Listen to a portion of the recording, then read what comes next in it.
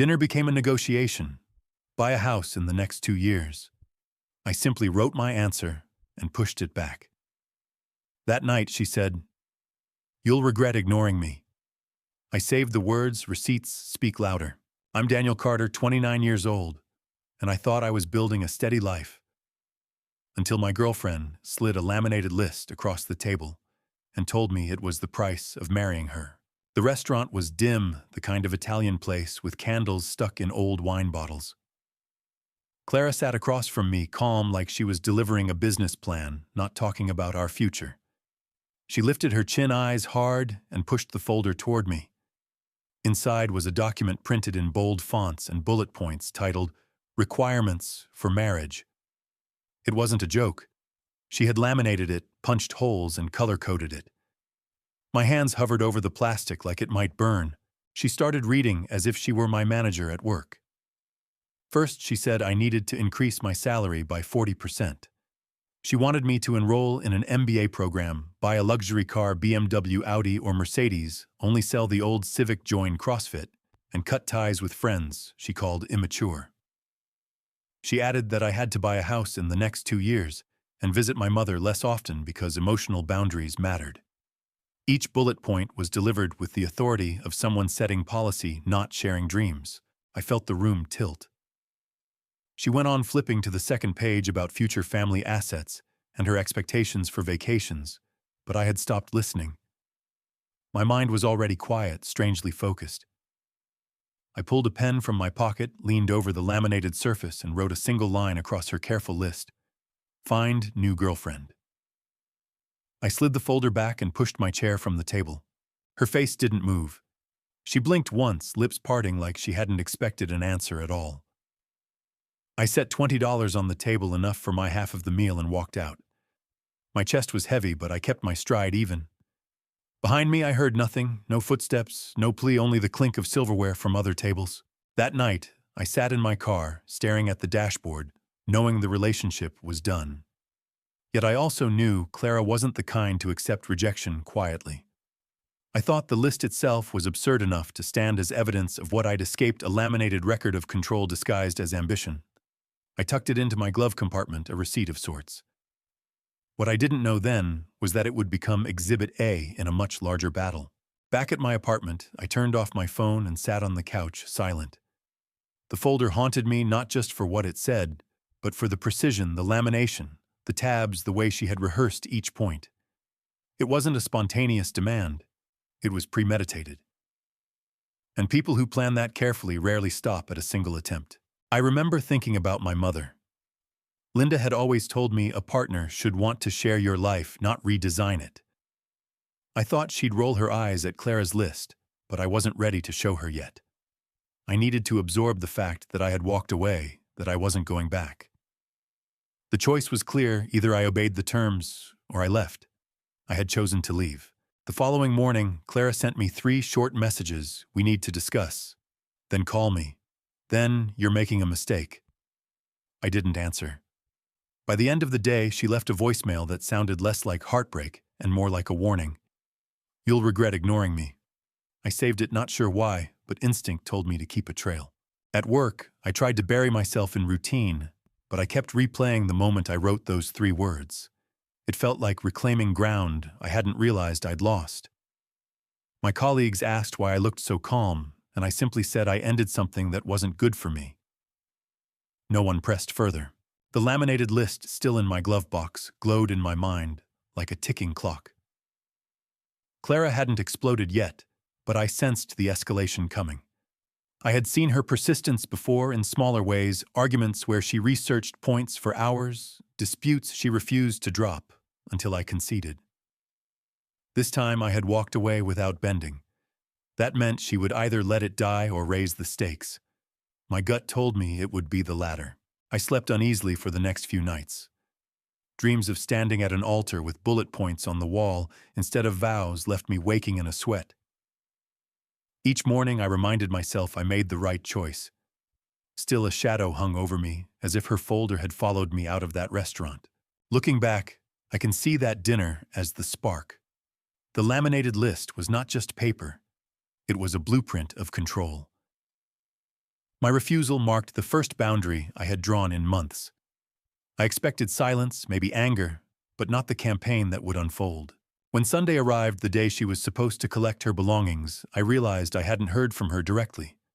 No request for a time, no knock on my door. I should have known then that she wasn't planning a quiet exit. The absence of her voice was its own signal of pause before the storm. And storms once gathered always break. I thought maybe she had taken the hint. For a few days after the dinner, Clara kept quiet. I boxed up her clothes, stacked her books by the door, and set a deadline for Sunday afternoon. It was simple. She could pick up what was hers, nothing more, nothing less. But when Sunday came, she never appeared. I should have felt relieved, but the silence carried weight, the kind that presses on your chest before thunder breaks. Monday morning, I walked into the office with my coffee and badge, expecting an ordinary start. Instead, I found Clara in the conference room with the projector running. She stood in front of a PowerPoint deck titled Transformation Plan. The slides were covered in bar graphs, timelines, and motivational quotes. My manager, Nolan Price, was there, jaw-tight, arms folded. Clara clicked through slides about maximizing potential and aligning personal metrics. It was surreal. She wasn't embarrassed. She was pitching my life as if it were a corporate merger. I froze at the doorway.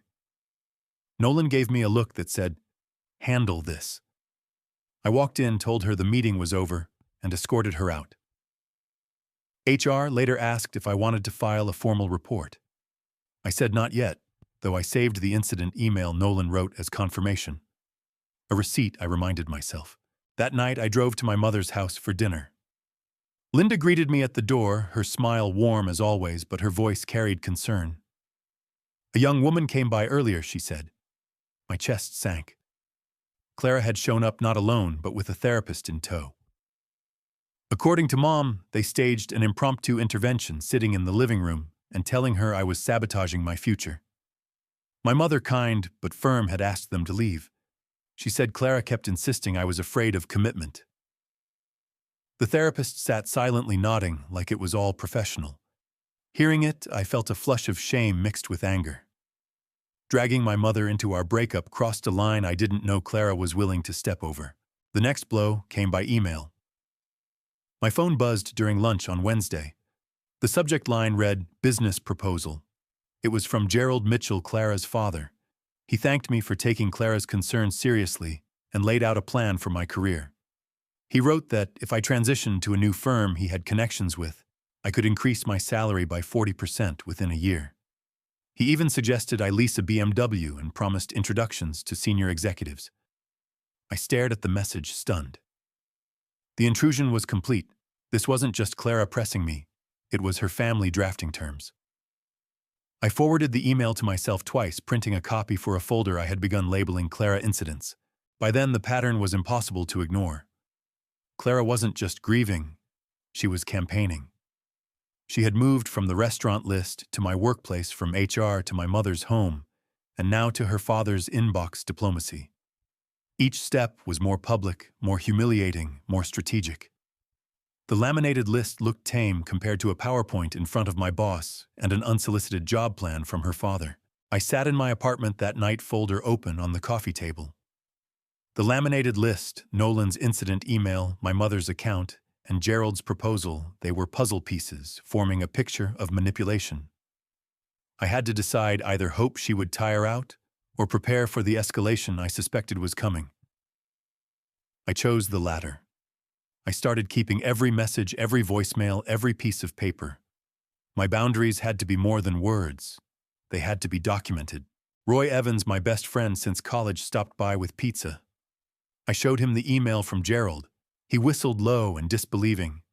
"Man, this is insane. She's turning your life into a business case." I nodded, exhausted, but certain. Roy helped me organize the folder into sections: workplace, family, legal. We joked about calling it Exhibit Future, but the humor was thin. The truth was clear: Clara was playing a long game, and I needed to be ready. As the week closed, Sunday's silence now made sense.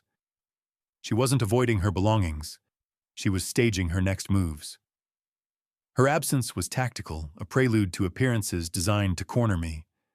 I tightened my resolve, no more casual responses, no more giving her the benefit of doubt.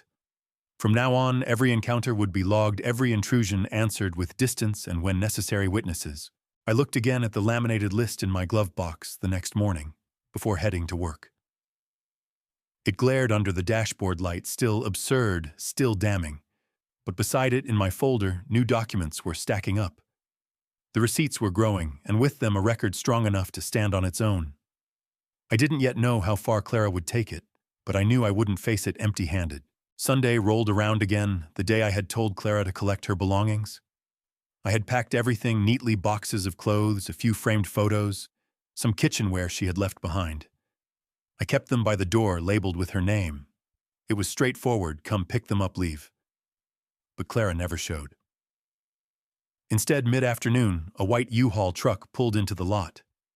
Out stepped her friend Chloe Park and two men I didn't recognize. They carried dollies and empty boxes, clearly ready to clean out the apartment. I stood at the door, arms folded. When I refused entry, Chloe pulled out a handwritten list, claiming Clara had authorized them to take not only her clothes, but the flat-screen TV, the gaming console, and a set of porcelain dishes that had belonged to my grandmother. I told them those items were mine. The argument drew the attention of the building's security guard, who arrived just as the movers started stacking empty boxes in the hallway. He checked the lease, verified my name on the contract, and ordered them to leave with only what was packed in the labeled boxes. Chloe bristled, muttered threats under her breath, but eventually waved the movers back into the truck. I stood at the window as the U-Haul pulled away, my pulse steady, but my stomach sour. Another receipt, I thought, another sign she was escalating. The following day, I found an envelope taped to my door. Inside was a complaint form Clara had filed with the building office. She accused me of illegal eviction and wrote that she had spiritual tenancy rights in the apartment. The language was bizarre, full of phrases that read like they had been copied from blogs, not legal code. I took the form straight to Deb Collins, the property manager. She rolled her eyes as she read it. "This has no legal standing," she said, stamping it with a red "dismissed" before handing me a copy for my records. I slid it into the folder already filling with evidence. That week, I blocked Clara's number. The texts had shifted from pleading to threatening, and I didn't want her voice in my pocket anymore. But blocking her didn't mean peace. Messages still came through others. One night, my phone lit up with a text from an unfamiliar number. It was Lauren Mitchell, Clara's older sister. She warned me that Clara wasn't going to let this go, and then added a line that stuck, "She's done this before." That single phrase chilled me.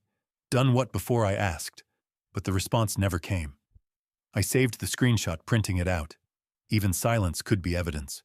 My mother called the next evening, furious. Clara had sent her another message this time, attaching photos of the porcelain dishes from my grandmother, claiming they were hers. Mom's voice shook with anger. "She's dragging our family into this now," she said. I promised her I was keeping everything documented. My mother's voicemail later that night was sharper. "You need to draw the line, Daniel. Enough is enough. I saved that too." Her voice cracking as she set the boundary I was still learning to enforce. Roy came by again, helping me sort through the growing stack of paper. We created tabs: workplace, family, property. Each section grew by the week. He looked at me over the piles. "Man, this isn't a breakup anymore. This is a campaign." I nodded, too tired to argue. He was right. Clara wasn't lashing out in grief. She was orchestrating attacks, each one probing a different corner of my life. I started carrying a small notebook in my pocket, jotting down times and dates whenever something happened. A knock on the door at odd hours, a car idling too long in the lot, a voicemail from an unfamiliar number, all of it went into the log. It gave me a sense of control, a way to keep order as the chaos pressed in. I knew that if this ever reached authorities, and details would matter, patterns would matter, and patterns were exactly what Clara was leaving behind. One night, I stood at my window, looking down at the streetlights flickering on. I thought about the laminated list still in the glove box of my car. That was the seed. Since then, each week had sprouted new branches: PowerPoint at my office, ambush at my mother's home, a father's unsolicited email, now a U-Haul stunt, and a dismissed complaint. I realized Clara wasn't just ignoring boundaries. She was testing how far she could push until someone enforced them. It was up to me to decide when enough was enough.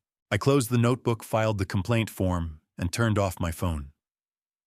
Boundaries were no longer just emotional, they were legal, procedural, documented. I didn't know what Clara's next step would be, but I knew I was ready. Every message, every form, every attempt at control now had a place in the growing archive of our breakup. She was building a case in her head.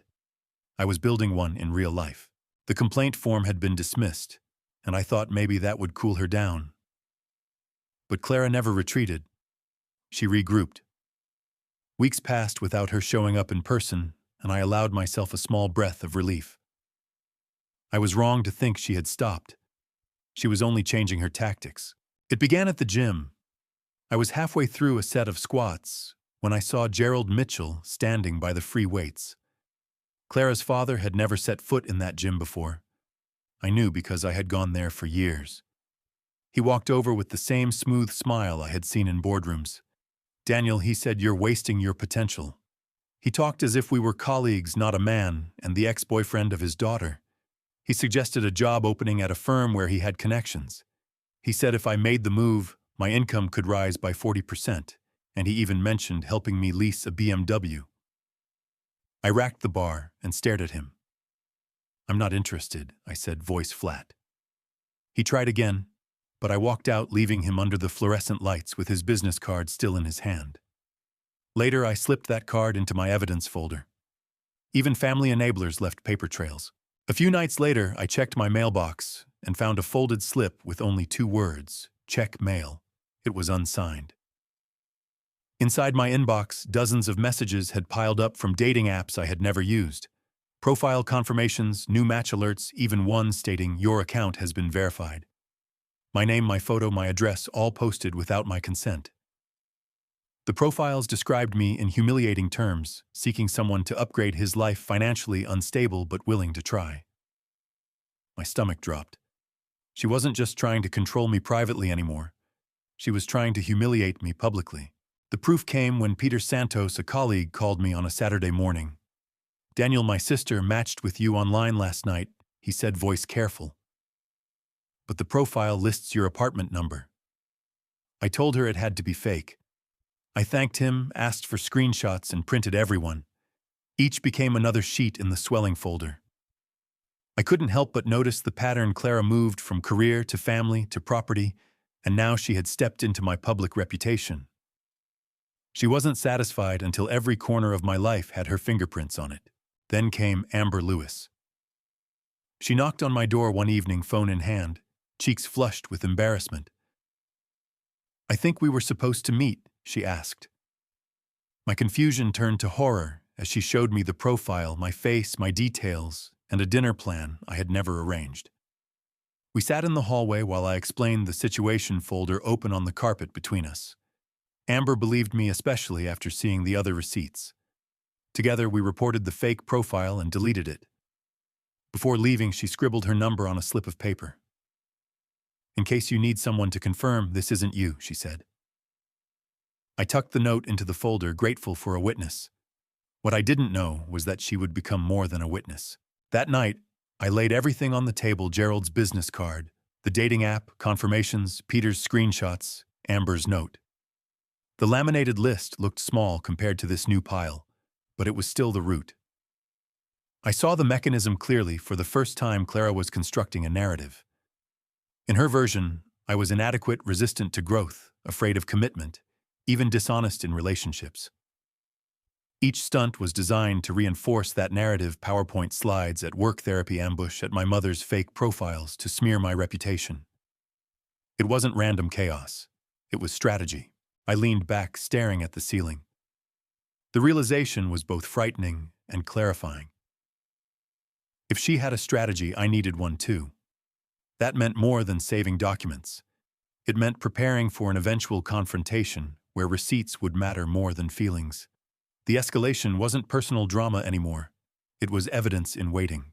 Roy stopped by again and caught me mid-sort. He looked over the table, whistled low. "She's building a case in her head," he said. You're building one on paper. He was right. I wasn't fighting back with anger or confrontation. I was preparing for the day when truth would be measured in documents and witnesses. Before leaving, Roy asked the question I had been avoiding.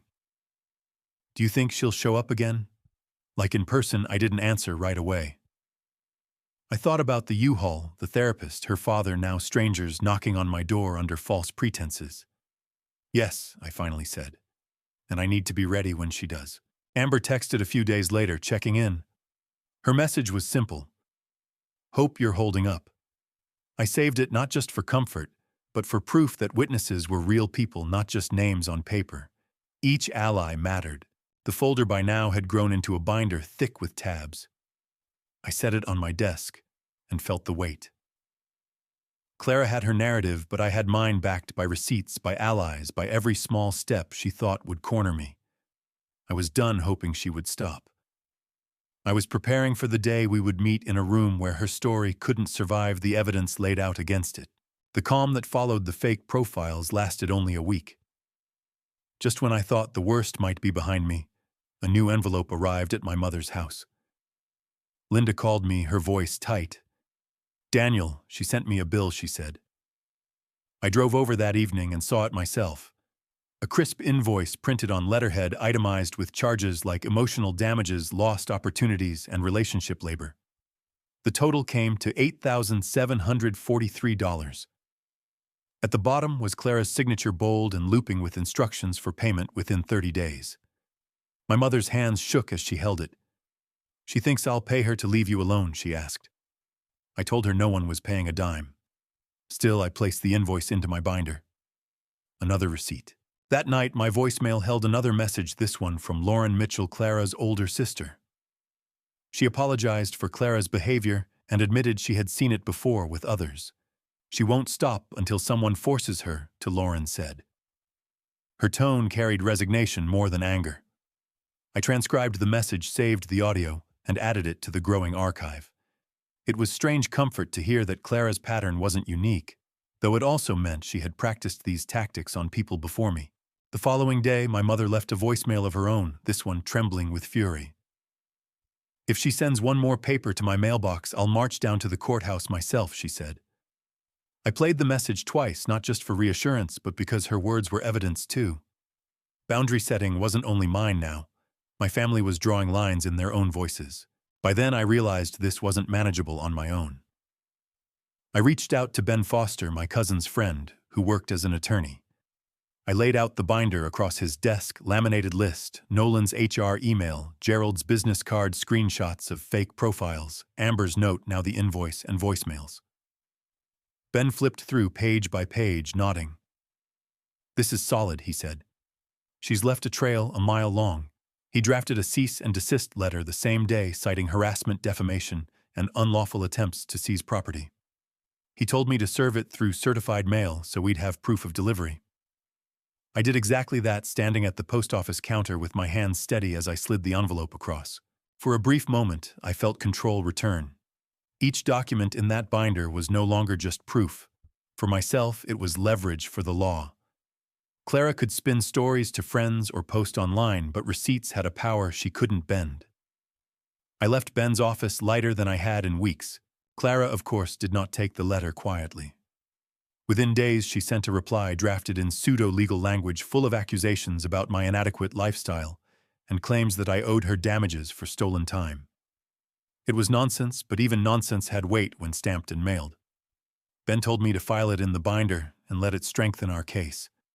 Every page she sends helps us, he said. I began to see it that way too. Roy came over that weekend, flipping through the binder with wide eyes. Man, this thing's like a novel now, he said, but you've got her beat. Paper doesn't lie. We laughed for a second, but beneath it was fatigue. The binder had become a living record of the toll Clara's obsession was taking. One evening, Amber texted me again, asking how things were going. I told her about the invoice, the cease and desist, the reply letter. She wrote back, "She's trying to write your story. Don't let her." Simple words, but they hit hard. I saved the text alongside the rest. Allies mattered. As weeks turned into months, I learned to live with the rhythm Clara would escalate. I would document, Ben would prepare. My life shrank into routines of defense. Work, gym, home, binder. Still, each page added to the archive gave me a strange satisfaction. She thought she was tightening the noose. In truth, she was tightening my net. Every receipt was a strand weaving together into something strong enough to hold. The invoice in particular became almost symbolic. My mother framed a copy on her kitchen wall as a joke, though I knew the anger behind it. She said it reminded her that boundaries mattered. When I saw it there beside family photos, I understood something. Clara's attempts to shame us were turning into our evidence, our artifacts. What she meant for power became proof of her own unraveling. I sat at my desk one night, the binder open, pen in hand. I wrote across the top of a new page, "Final confrontation." It wasn't here yet, but I knew it was coming. Clara had moved from lists to PowerPoint, from family interventions to property stunts, from fake profiles to invoices. The next step wouldn't be smaller. It would be louder, more public. And when it came, I intended to be ready with every receipt in hand. The cease and desist letter had bought me a sliver of peace, but it didn't last long. Clara seemed to take it not as a warning, but as a challenge.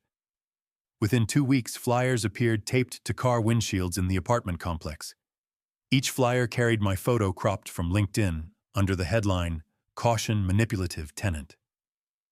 The text accused me of financial irresponsibility, of emotional cruelty, of refusing to pay debts. Neighbors whispered as they passed my door. Some slipped notes under the threshold, words of sympathy, a few of suspicion. I collected every flyer, stacking them into the binder. Another pattern revealed when, blocked by procedure, she went public. Deb Collins, the property manager, called me into her office. She spread the flyers across her desk like cards in a bad hand. "Daniel, this can't continue," she said. I told her the whole story, laying out the binder page by page. Deb listened, her frown deepening, then promised to document everything on the building's side. She filed an official incident report, stamped and signed. It was the first time I saw the binder reflected in institutional paperwork. A small victory, but a real one. Around the same time, I received an anonymous envelope at work. Inside was a grainy photocopy of an affidavit draft. Clara claimed I had promised to marry her, that I had reneged on financial obligations, that I owed her half my salary. It was laughable, yet terrifying in its format. Ben Foster looked at it and shook his head. "She's trying to weaponize legal forms without filing them," he said. "It's intimidation theater." He added it to our growing case file, advising me to prepare for a real filing soon. "Better assume she'll try court," he warned. "Get ready." The stress was relentless. My workouts suffered, my concentration at work thinned. Nolan, my manager, called me in privately. "Daniel, you're distracted," he said, "but I've seen the emails. I know what you're dealing with. HR is on your side. Just keep documenting." His words steadied me more than I expected. I wasn't just surviving in silence. People saw what was happening. My binder wasn't just my shield. It was becoming a collective witness. Amber continued to check in. One evening, we met for coffee at a quiet shop across town. She handed me printed screenshots from another dating app profile again, with my name again, with fabricated details. "I thought you'd want these," she said. I thanked her, sliding the papers into the binder I carried everywhere now. Over lattes gone cold, I admitted I was exhausted. She looked at me steadily. "Then it's time you stop waiting for her moves and set the terms yourself." Her words sank in. She was right. I couldn't just respond. I had to decide where this story ended. That night, I opened the binder at my desk, flipping through months of chaos. Laminated list, PowerPoint photos, Gerald's card, Nolan's HR email, Chloe's U-Haul stunt, dismissed complaint, fake profiles, invoice, cease and desist flyers, affidavit draft, Amber's screenshots. Each piece told the same story, Clara escalating, me documenting. I realized we were on a collision course. Sooner or later, all of this would end up in a courtroom. The question wasn't if, but when. Ben confirmed it days later. Clara had filed a civil suit claiming damages and breach of implied contract. The summons arrived in a stiff white envelope. My hands shook as I held it, not from fear, but from the weight of inevitability. This was the stage she had been aiming for all along. Ben looked over the filing and nodded. This is good. Now we get discovery. Now we get a judge. He tapped the binder. And you're more prepared than most clients I've ever had. I spent the next week rehearsing with Ben. We role-played questions, reviewed receipts, timed responses. He drilled me like a coach before a championship game. Keep answers short, factual, unemotional. Let the documents speak. Roy sat in on one session, throwing mock questions across the table. We laughed between drills, but beneath it was tension like a string pulled tight. I had never been in a courtroom beyond jury duty. Now my own life was the case. On the eve of the hearing, I laid everything out across my kitchen table. Receipts in order binder tabs, aligned copies made in triplicate. I slipped Amber's note into the witness section next to Peter's screenshots and Lauren's voicemail transcript. Each ally's voice felt like reinforcement. My apartment looked less like a home and more like a war room, but it gave me confidence. Clara had her stories. I had my records. Sleep came in fragments that night. I woke before dawn, showered, dressed in my only tailored suit. As I adjusted the tie in the mirror, I thought of the laminated list in my glove box, the ridiculous seed of all this. I almost laughed, but the humor was dry. That slip of plastic had sprouted into a storm, and now we were marching into the eye of it. For the first time in months, I wasn't afraid. I was ready. The courthouse smelled of polish and paper, a mix of old wood and bureaucracy. I walked in carrying the binder like armor Ben Foster at my side. Roy sat in the gallery nodding encouragement. Across the aisle, Clara appeared in a cream blazer, chin lifted as though she were walking into a job interview rather than a civil hearing. Gerald sat behind her arms, crossed eyes narrowed. She had her entourage. I had my receipts. Judge Howard presided, his tone brisk, his patience limited. Clara's attorney opened with a sweeping claim. I had led Clara to believe we were bound by an implied contract to marry, and by ending the relationship, I owed her damages, financial and emotional. He rattled off numbers, even referenced the bizarre invoice for $8,743. The judge raised an eyebrow. We'll see documentation, he said. That was our cue. Ben stood calm as stone and began presenting the binder. He started with the laminated list entered as Exhibit A. Your Honor, this was given to my client as a condition for continued relationship, Ben explained. Judge Howard handled the plastic expression unreadable. Then came the PowerPoint incident, confirmed by Nolan's email. Exhibit B, the HR manager's testimony had been filed as affidavit. Next, the family ambush at my mother's house backed by Linda Carter's voicemail. Exhibit C. Piece by piece, we laid down the trail. Clara shifted in her seat, her posture stiffening.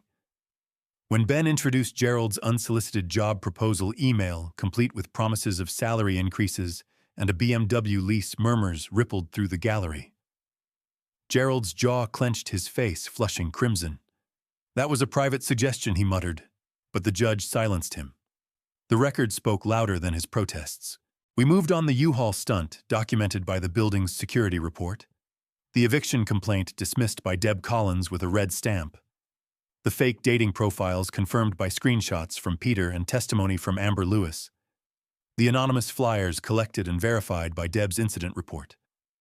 The fabricated affidavit draft presented in court with Ben's commentary on its lack of legal grounding. Each receipt dropped like a hammer. The judge flipped pages, his frown deepening with every exhibit. Then came Amber herself, stepping to the witness stand. She recounted the evening she had arrived at my door under the impression of a date, only to discover the profile was fake. She described how I showed her the binder, how she saw firsthand the evidence already collected. Clara's attorney tried to rattle her, but Amber stayed composed. I saw the receipts myself, she said firmly. Daniel didn't create that profile. Her words rang clear in the hushed courtroom. Lauren's voicemail transcript was next, confirming Clara's history of similar behavior. The judge leaned back, steepling his fingers. It seems, he said slowly, we have a pattern here. Clara's lawyer attempted one last push, claiming emotional distress, but Judge Howard cut him off. Distress caused by one's own actions is not compensable, he declared. The ruling was swift. The court dismissed Clara's claims entirely, labeling them frivolous. Furthermore, the judge issued a restraining order. Clara was to cease contact with me, my family, and my workplace effective immediately. Her face crumpled as the words landed. Gerald placed a hand on her shoulder, but she shook it off, fury etched into her features. Relief washed over me in waves tempered by exhaustion. I glanced at Roy in the gallery. He pumped his fist quietly. My mother texted moments later. "Proud of you." Ben packed the binder with practiced calm, whispering, "This is over, Daniel. She can't touch you now." Outside the courthouse, the autumn air felt lighter, cleaner. Amber walked beside me, asking if I felt free. I nodded, though freedom didn't feel like fireworks. It felt like the quiet certainty that my life was finally mine again. The binder was heavy in my hands, but its weight had changed. No longer a burden, it was proof that truth, when documented and patient, could stand taller than lies. As we walked down the steps, Clara called out my name, her voice sharp. I turned, once saw her framed by the courthouse doors, Gerald hovering at her elbow. For the first time, I didn't flinch. The judge's words echoed behind me, and the binder pressed against my side. I turned away, stepping into the crowd, into the hum of ordinary life waiting to resume. The days after court felt almost alien. For months, I had lived under constant siege, checking the mailbox, with dread scanning my phone for hostile texts, bracing for the next stunt. Suddenly, silence. No flyers on windshields, no knocks at my mother's door, no anonymous emails. The restraining order had teeth, and Clara must have realized that any move now could land her in contempt. The absence of her chaos was its own strange adjustment. Peace, I learned, can be as disorienting as conflict. I went back to work with a steadier stride. Nolan greeted me with a firm handshake, and HR closed the file on Clara's intrusions. My performance reviews, once clouded by distraction, began to improve. For the first time in a year, my career felt like mine again. At the gym, I no longer scanned the mirrors expecting Gerald's reflection to appear. At my mother's house, dinner was dinner again, not a strategy session about evidence. Linda hugged me tighter than usual, whispering, "We got through it." We, because she had been dragged into the mess as much as I had. The binder sat on my bookshelf, thick and silent. I couldn't bring myself to throw it away, not yet. Each page told the story of escalation, but also of endurance. The laminated list that had started it all still rested in the first sleeve, absurd in its bullet points, about how I needed to upgrade my wardrobe and consider therapy. That slip of plastic had seemed like a joke once. Now it was a symbol of the control I refused to surrender. Every receipt behind it testified not just to Clara's campaign, but to my refusal to be erased by it. Amber and I kept in touch. What began as witness coordination turned into dinners, then laughter, then something steadier. She never treated me like a victim. She saw the ordeal, but she also saw the person who had fought back with patience and evidence. One night over a quiet meal, she told me, "You didn't just defend yourself. You taught everyone around you what boundaries look like." Her words stuck. It wasn't about revenge. It was about reclaiming agency. I realized that was the real lesson. Revenge hadn't come in shouting matches or slammed doors. It had come in stamped reports, certified letters, affidavits, and receipts stacked in a binder. Revenge was lawful, precise, undeniable. Clara wanted to define me as inadequate, fearful, weak. But the record, the cold weight of documented truth, defined her instead. It showed the world who she was, and who I refused to become. There were still echoes, of course. Friends asked quietly what had happened. Neighbors gave knowing nods. My reputation bore scars, but they were the kind that proved survival. And with each retelling, I leaned on the same lesson: boundaries matter, documentation matters, patience matters. You don't need to match chaos with chaos. You can meet it with clarity, with order, with truth written down in black ink. One Saturday afternoon, I drove out of the city and stopped at a quiet overlook. I brought the laminated list with me, pulled it from the binder, and held it against the wind.